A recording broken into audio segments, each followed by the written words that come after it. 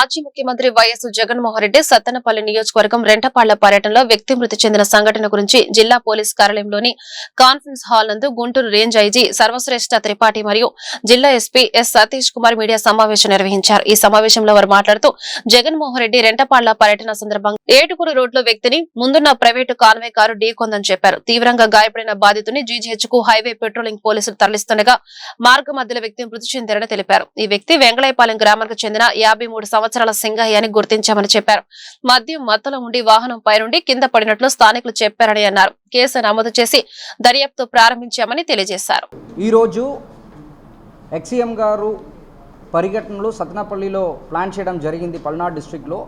దాని గురించి morning around 9:30కి ఒక 35 వెహికల్స్తో పాటు కాన్వాయ్ ఒక 11 వెహికల్స్ కాన్వాయ్తో పాటు అరౌండ్ 35 వెహికల్స్తో పాటు తాడేపల్లి నుంచి స్టార్ట్ అవ్వడం జరిగింది. ఎండ్ రూట్లో ప్రజలు ఉన్నారు. అది కాకుండా వెహికల్స్ కూడా అక్కడక్కడ యాడ్ అయినప్పుడు మనం ఏటుకూరు రోడ్డు దగ్గర అంటే మన ఆంజనేయ బొమ్మ ఉంటాయి అక్కడ వచ్చినప్పుడు ఒక సంఘటనలు జరిగింది.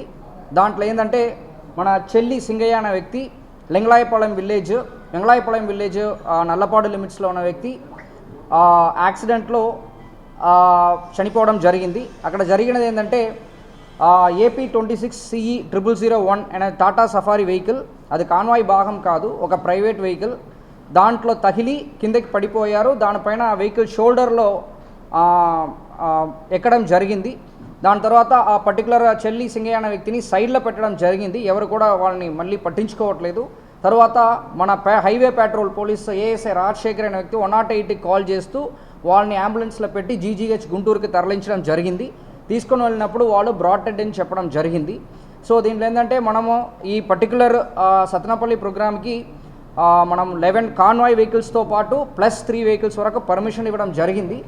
కాకపోతే దాని కాకుండా మళ్ళీ ఒక 35-38 వెహికల్స్ ఎక్స్ట్రా జాయిన్ అవ్వడము, తర్వాత అన్ఎక్స్పెక్టెడ్గా క్రౌడ్ ఎక్కువ రావడం వల్ల ఈ సంఘటనలు జరిగింది. దీనిపైన వాళ్ళు కంప్లైంట్ ఇచ్చారంటే దాని మేరకు మనం చట్ట ప్రకారం చర్యలు తీసుకుంటాం.